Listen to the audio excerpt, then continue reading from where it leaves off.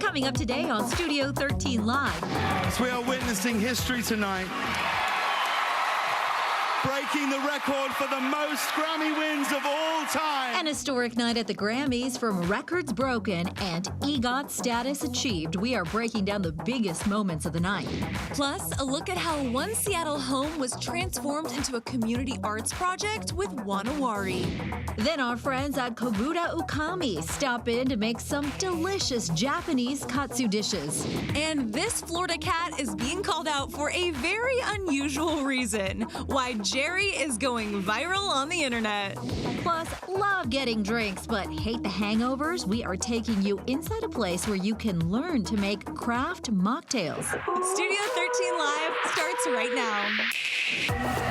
I wanna see you smile, take you another mile. Don't gotta wait, don't gotta wait, don't gotta wait today.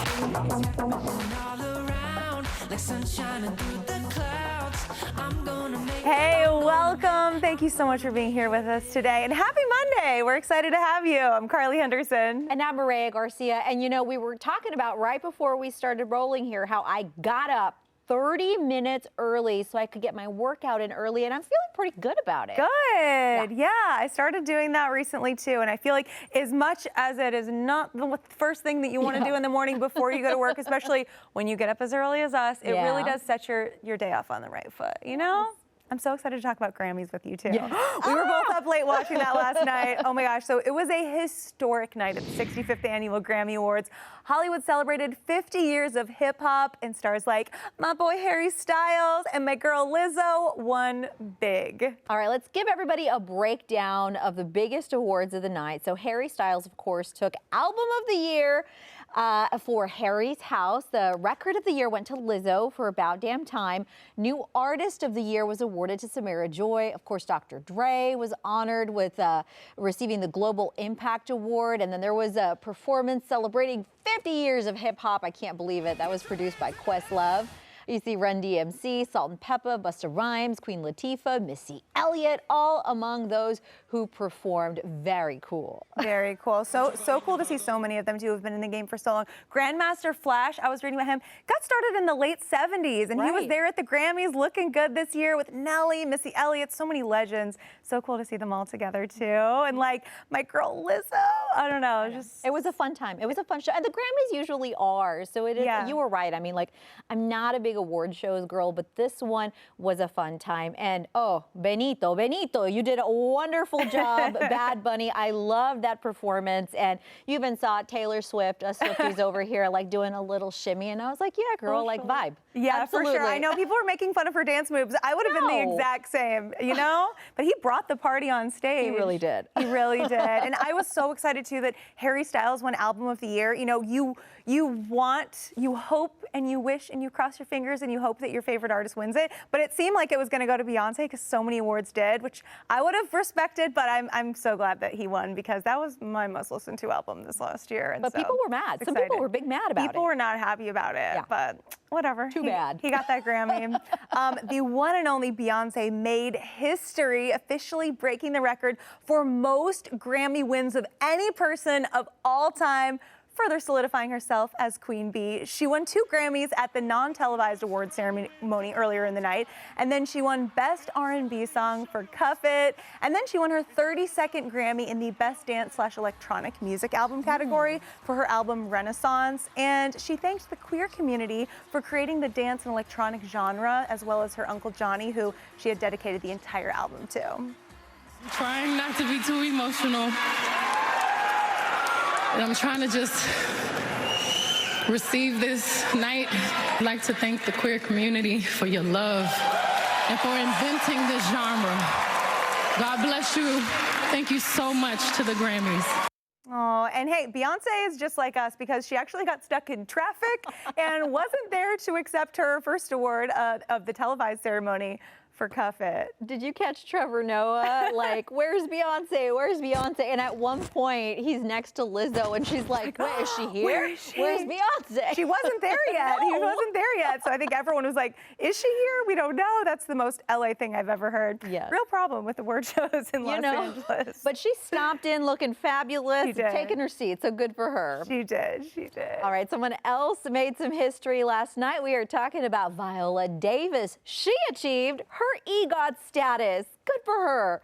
The actor now has an Emmy, Grammy, Oscar, and a Tony after winning a Grammy last night for Best Audiobook Narration for her memoir, Finding Me. There are 17 other people that are a part of the EGOT Club. So that includes, of course, Jennifer Hudson, John Legend, and Rita Moreno, too. And, you know, I love to see it, but I have to say, like, Viola Davis, a talented actress, but I never would have guessed that she would have ended up in EGOT, but I celebrate her for it. Oh, 100%. Can you imagine, too, just winning one of those awards? That would be the thing you talked about and told your children and grandchildren about for your entire life. Every person that you met. I was nominated for an Emmy kind of a long time ago, and I still have that in my Instagram bio. But she is so accomplished, and the third Black person to ever win an EGOT as well. Whoopi and J Hud also got them as well. So she is in good company. I love it. I love it.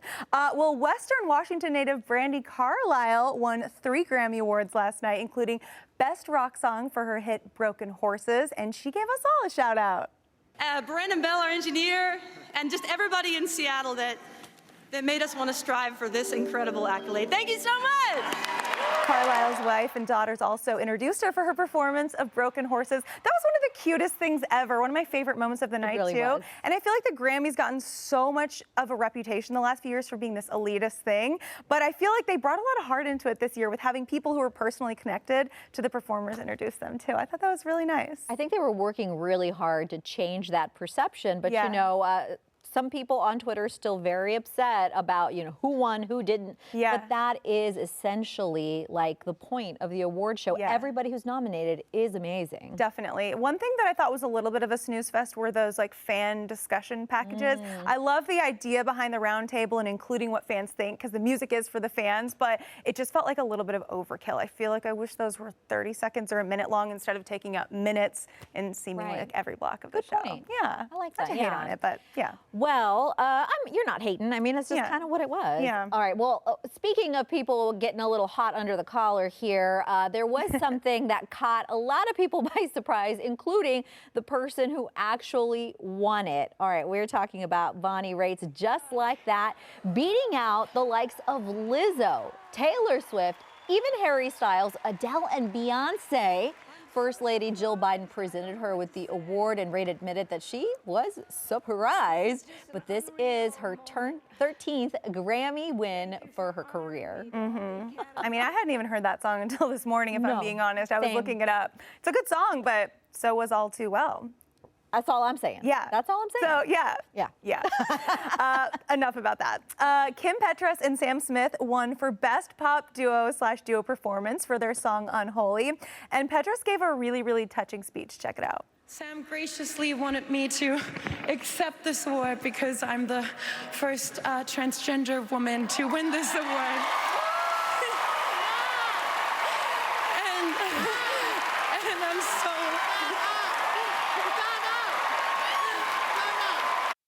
The two also put on one heck of a performance introduced by Madonna.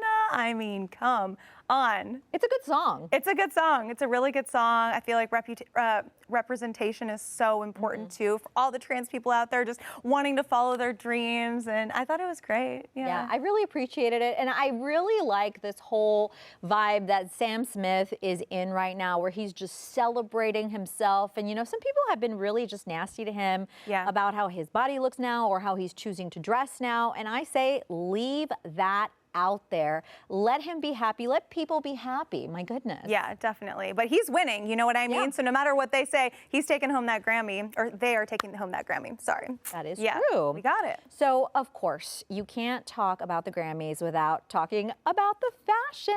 So we wanted to chat about some of the ones that definitely caught our eye. So this is my personal favorite of the night, Cardi B.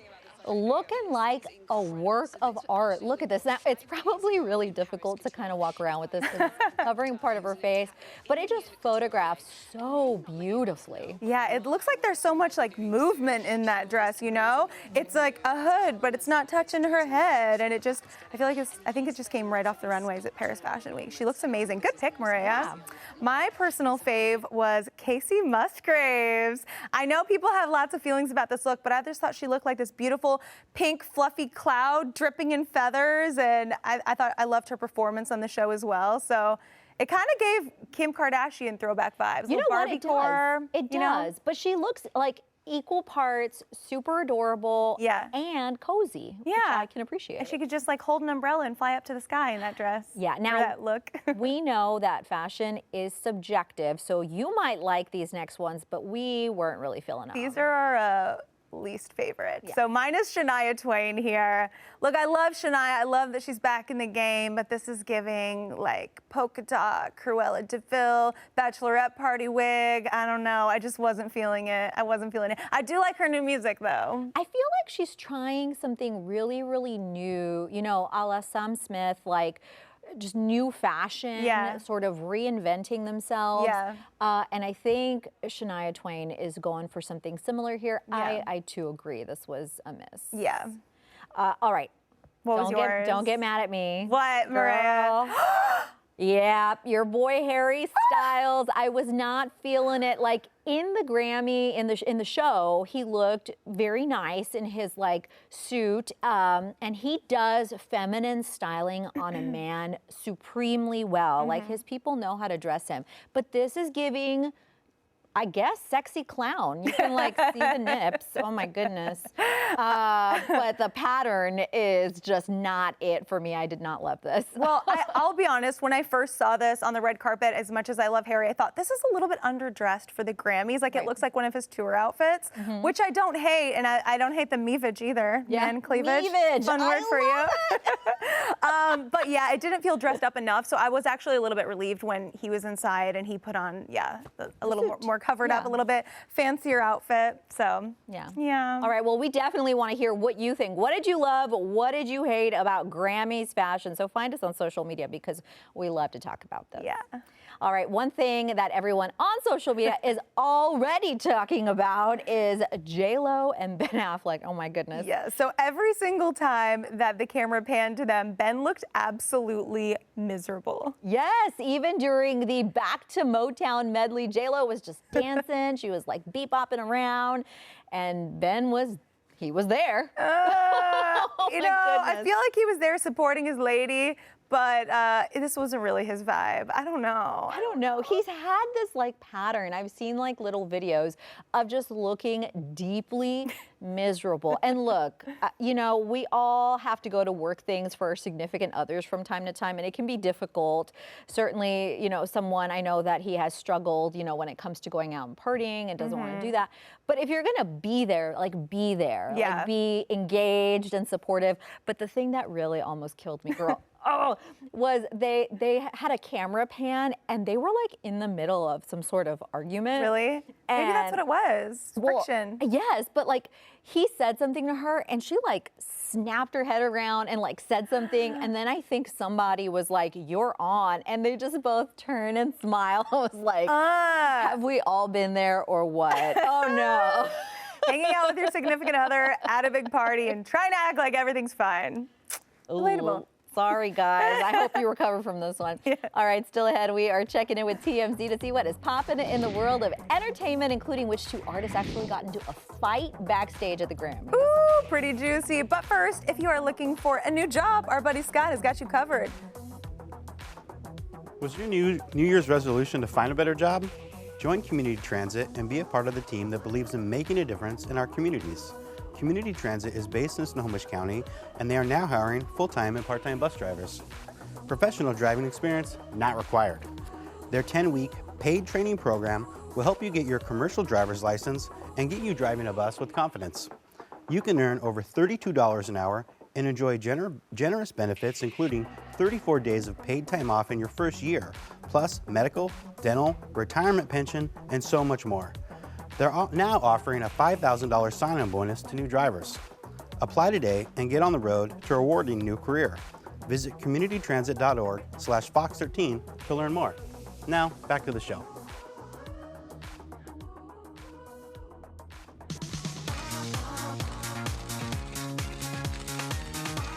All right, it is time to look at what is popping in the world of celebrity news. Yeah, for that we are bringing in Fabian Garcia from TMZ. Hey, Fabian, how you doing today?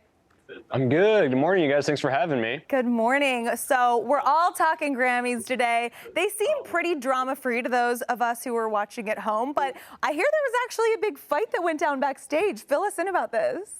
Yeah, there was. It's sort of sad because these two used to be close, but we're talking about Quavo and Offset, who were part of the Migos once upon a time.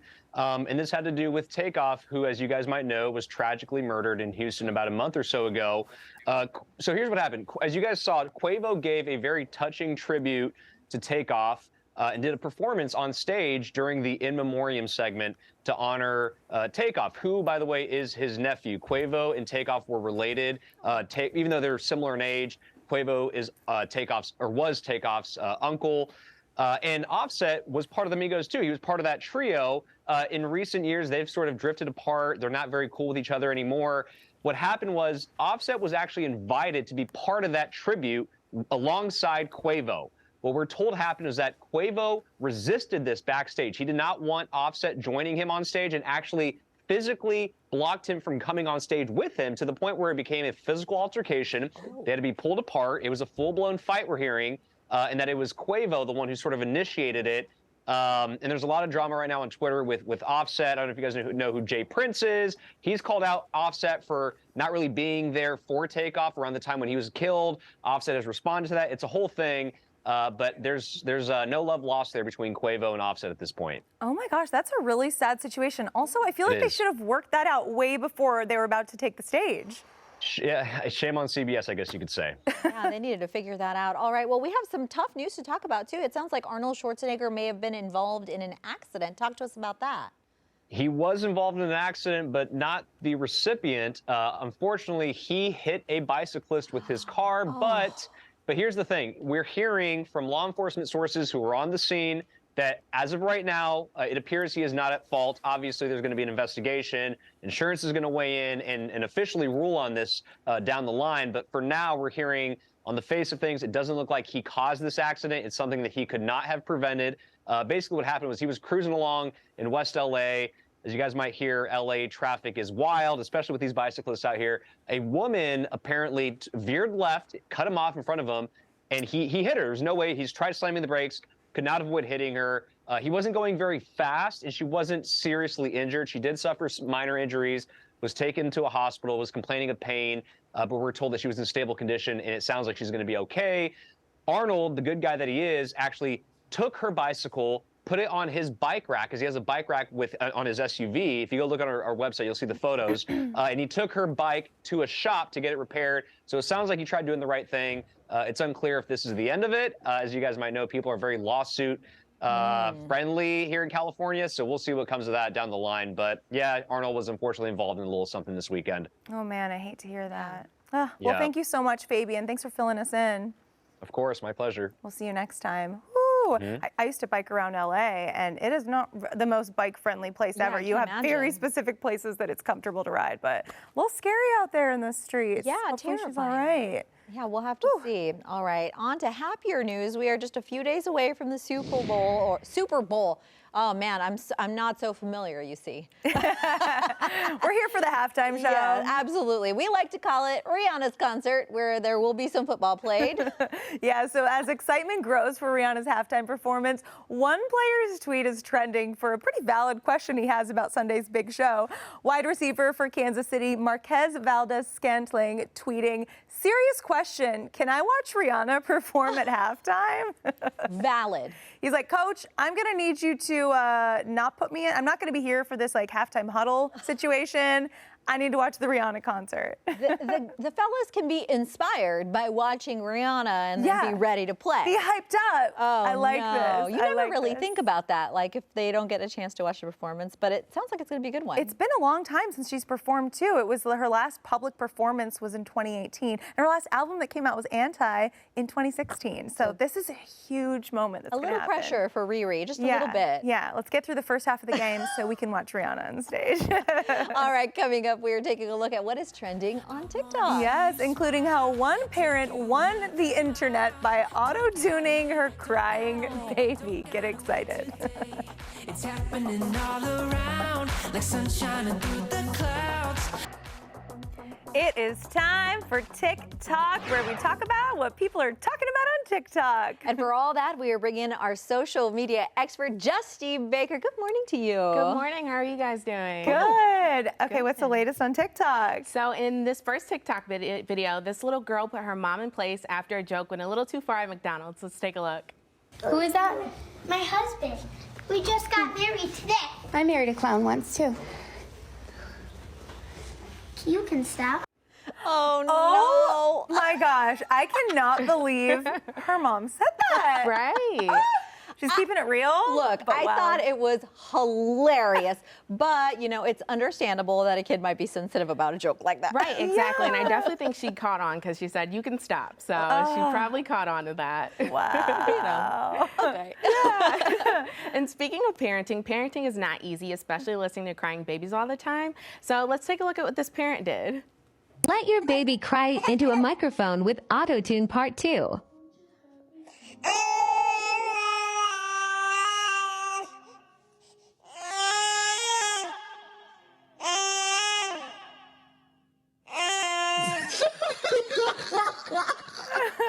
Honestly, it like worked to stop her from crying, actually. Right. She's telling me that baby sounded like T-Pain. I was going to say the same thing. Oh, that's I good. love it. That was a good one. That was so you know cute. what? Sometimes kids cry, like it's tough, but if you can distract them, like that's sort of the play, right? Distract. Right, exactly. All right, what do you have next for us? So for this next video, sometimes we're super distracted by our phone, so we don't see what's happening in front of us. Take a look at this video. So as we can see, there is a dog stuck in the elevator. Oh, up high. Up Oh my high. gosh. What? And this man didn't see at all. It takes a while. Yeah, I thought the dog was the little gif of the baby there, but no. Oh my gosh. Oh my gosh. That is a huge fear of mine. Oh Right. my gosh. Luckily, it had a harness on, so it was fine.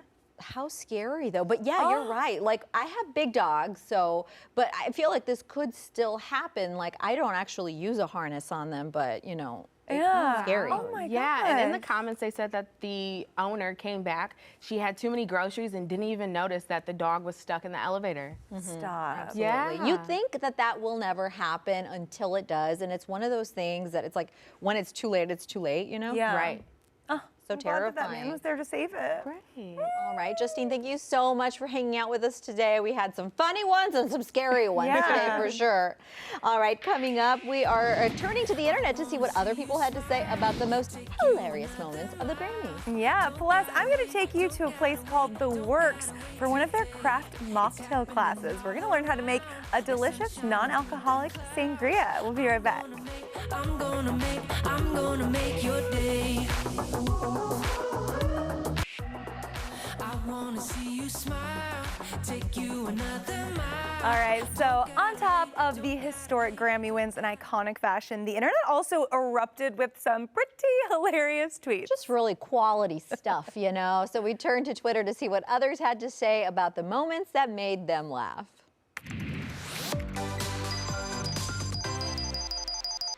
All right, first up, why does Ben Affleck always look like he is, well, 10 minutes away from crying. Yes, absolutely. Beyonce is late to the Grammys because she's sending out your verified fan rejection. This excellent gif of Ben Affleck looking miserable. Harry Styles, this is the skin of a killer, Bella. And yes, I too, this is how I was dancing in my living room during the hip hop performances. Jay-Z looking like he's a proud dad when The Rock was presenting. Aw, I love it. You know, people really were able to have a good time with the with the Grammys. I love those reaction shots. Sometimes they can get a little boring, but I feel like award shows are so long that, you know, people start to crack a little bit and they either look cranky or genuinely happy, and it's fun to catch that. I think like going to Twitter and seeing what everyone's saying about as you're watching, especially if you're not watching in a big group of people, which I wasn't yesterday, it's so fun just to see what everybody's saying and reacting, because you're like, did everybody else catch that as well? I'm actually surprised there wasn't more out there about Madonna introducing Sam Smith and Kim Petras. Yes. Because Madonna seemed very grumpy. Did you catch that too? I didn't catch it immediately, but on Twitter when I was looking, I saw somebody say like, oh my gosh, did you see how she just like left and didn't even make eye contact? It was very interesting. I felt like she was like rolling her eyes, getting mad at the audience for not reacting or cheering when she said things. And I'm like, get better timing in your delivery, Madonna. I know. Not trying to tell you how you do your job, but maybe don't get mad at everyone else. But always good to see the reaction. While we keep laughing at the Grammys, let's turn now to Seattle Sips, where we are checking out some amazing drinks in our area. Yeah, so dry January, it's over now, but a good artisanal drink never goes out of style. And I actually headed to The Works in Pioneer Square to take a mocktail making class at a really cool female-owned business. Check it out. If you love a cocktail but want to skip the hangover, there is no need to order just water. Today we are at The Works and we are going to learn to make craft mocktails. Lauren, The Works, the space is so cool. Tell me all about it. Yeah, so we call ourselves The Works because we do a little bit of everything. I'm going to be teaching mocktails here tonight. We love getting hands-on. Let's talk about mocktails, because I feel like I'm seeing this kind of rise in popularity. Why do you think that is? I think a lot of millennials and even younger people are just not drinking as much anymore. And so I think, you know, bars are starting to notice and starting to provide non-alcoholic menus, but still like artisanal, craft, fresh ingredients, because, you know, you don't want to order something boring. Totally. And you still want to be able to go out. What are we making today? Today, we are making a version of a sangria. I call it free-spirited sangria since it doesn't have alcohol. I'm so excited for class tonight. Yeah, let's get into it. Class is in session. Woohoo!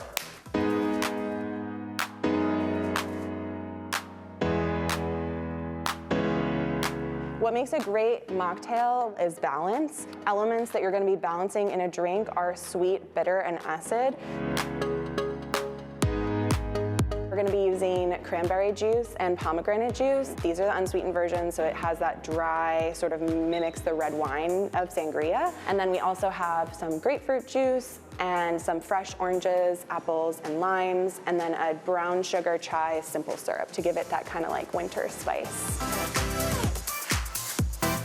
We've been trying to mix a couple of drinks at home, and it's just like, oh, what do we do? Like, we don't really have like a really good instruction manual. A little tip for using citrus is to roll it. We gave it a little roll before we started because Lauren taught us that that releases more of the juices, so it's gonna taste better. So, learning so much. We really just wanted to like find a way to do something where it's like non-alcoholic, especially coming out of the pandemic. We were drinking a lot of alcohol, so trying to like cleanse our bodies a bit and take a break from all that. Everyone is getting a quarter of an orange and a quarter of a lime. Cut it into 4, and then you can just plop them in your jar. We are on a journey to explore like new and unique things that are not alcohol related, and I feel like it's really empowering to have a class that's focused on like non-alcoholic creativity. The time has come. We're gonna muddle now. So we're supposed to do a little press and twist, not a bang bang.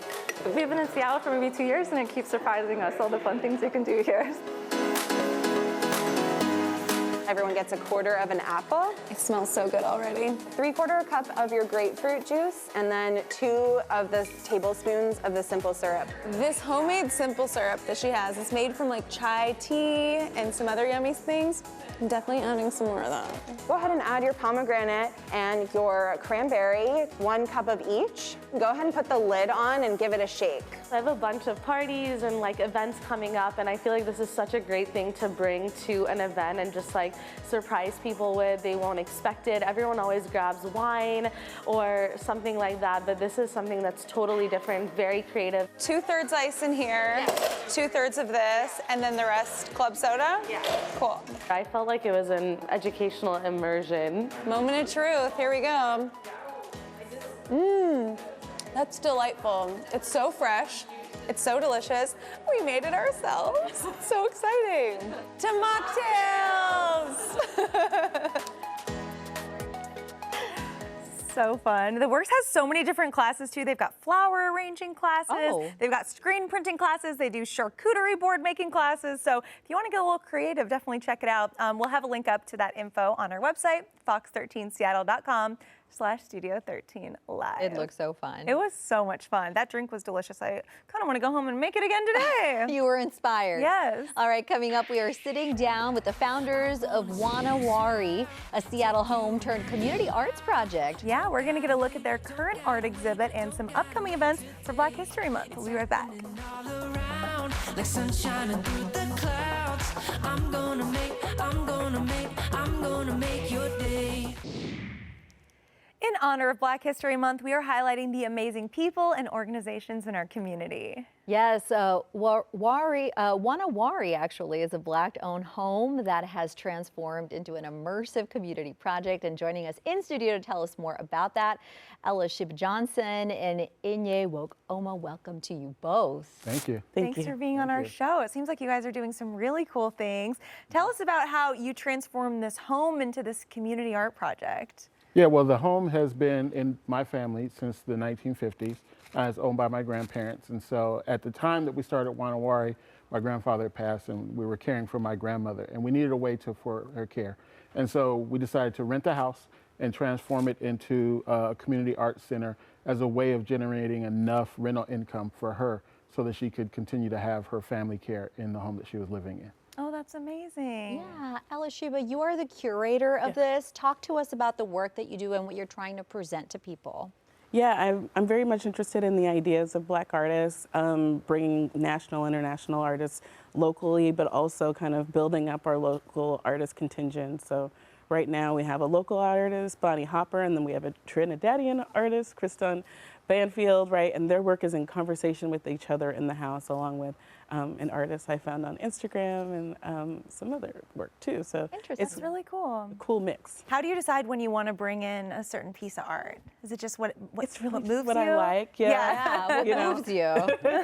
That's the privilege of the job. I get to pick all stuff I'm into. That's awesome. And you guys have some other awesome programs as well. You've got a community meal program and you have different chefs involved in that. Tell me all about that. Yeah, so our Love Offering is like you said, a community meal program 3 days a week, Tuesday, Wednesday, Thursday. We have 100 meals that are free for people to come and pick up, families to pick up. No questions asked, no paperwork, nothing. People come and get what they need. But we do work with Black chefs, right? And so we have 4 Black chefs we currently work with. Pam's Kitchen, which is Trinidadian food. Lakia Oasis, who is Creole. Sort of Louisiana-style food. Kenita Johnson, who's American more comfort food, and then Jeremy Thunderbird, who's indigenous Native American, and sort of a Native American American classic style cuisine. So, our goal one is to provide the kind of program and service that really kind of gets to the heart of our values around creating a space that really meets the whole needs of our community. But also the gallery is open during those hours, so people are free to come and look at the art and hang out and socialize and also get a meal. That's so cool. Nourish your body, nourish your soul with the art. That's awesome. It sounds like people are eating good there too. Yeah, absolutely.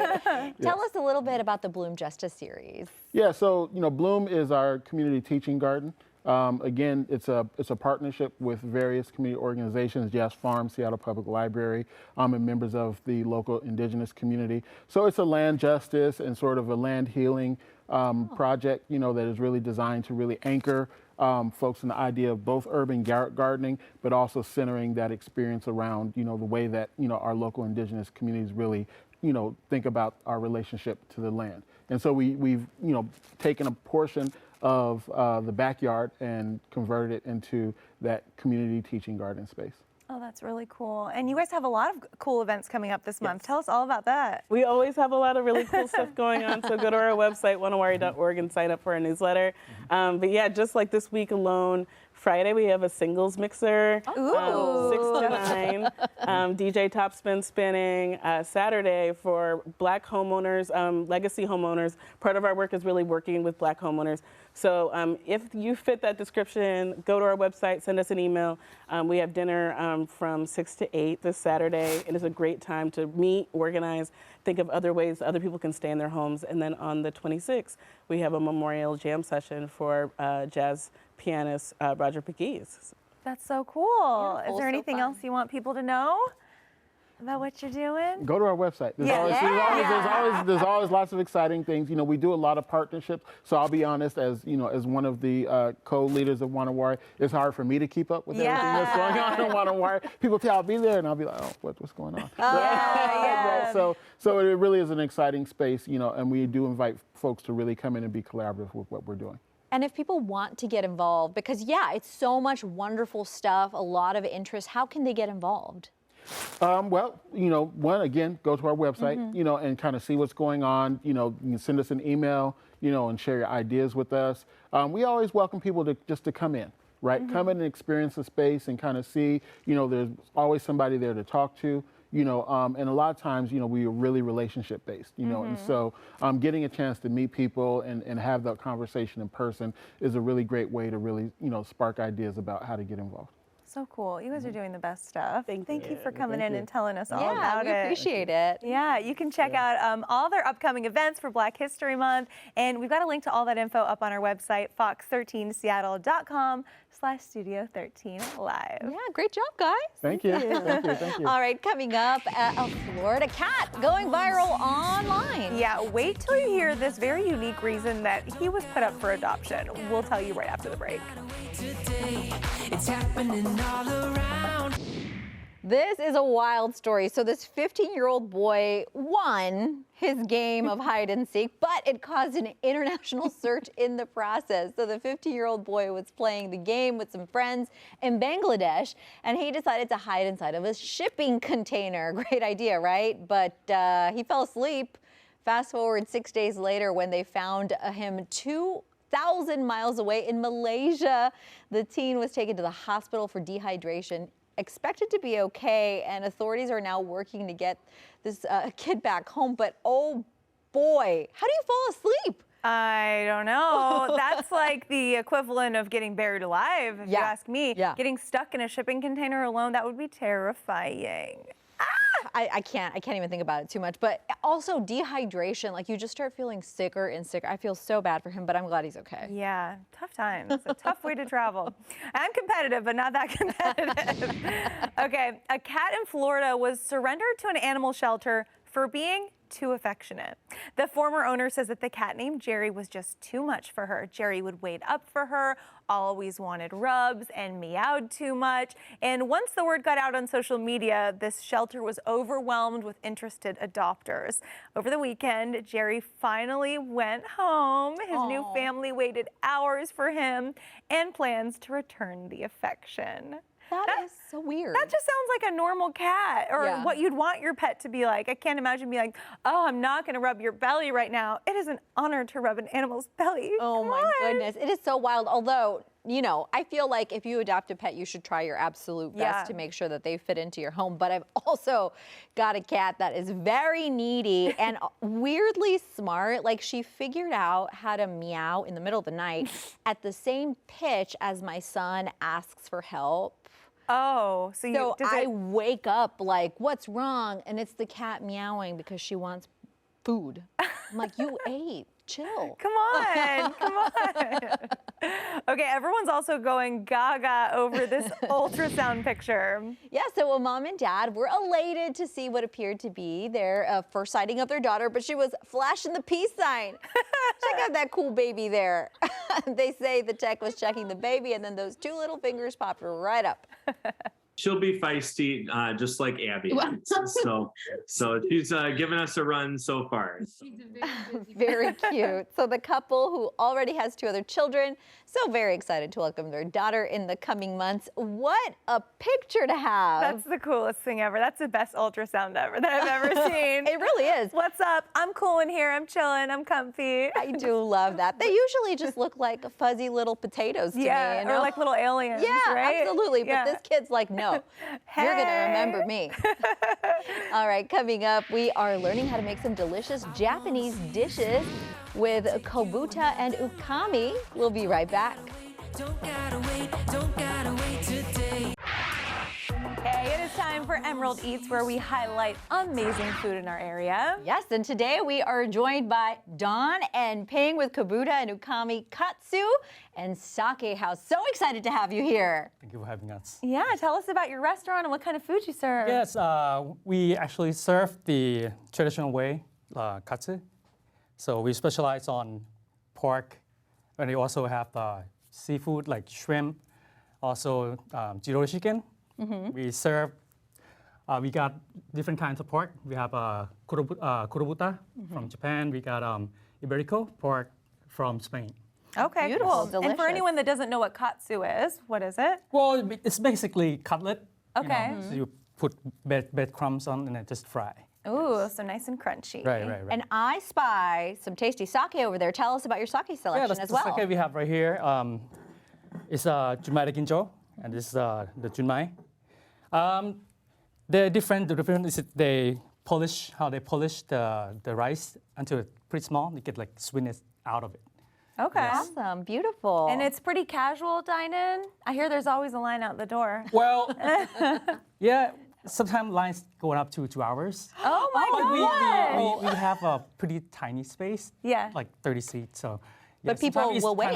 Yes. Yes. Sometimes it's kind of challenging how to, Yeah. Wonderful. Let's get started. Let's see what we're going to be cooking today. Walk us through it. So Bing gonna show you how to make a katsudon, which is katsu. Katsudon is mean, don is mean donburi, stand for like rice bowl. Okay. So, yeah, he's gonna show you how to make it. All right, let's do it. Alrighty. So what do you do in here? Just chopping up the meat, yeah? Yeah, I'm gonna chop it up for him. And we're gonna, simmer some eggs with some dashi. What are those sauces? This is sauce we made in-house. This is our house soy sauce. This is medium. Oh, okay. Yeah. Nice. Some secret sauces. Not really. Yes. You guys just do the right stuff with them. That's what it is. Yeah. While we wait for him, I'm gonna cut some meat for you to try. Okay. How I want you to try how different between meat. Absolutely. So this is the kurobuta. This is the Iberico pork. Okay. All right.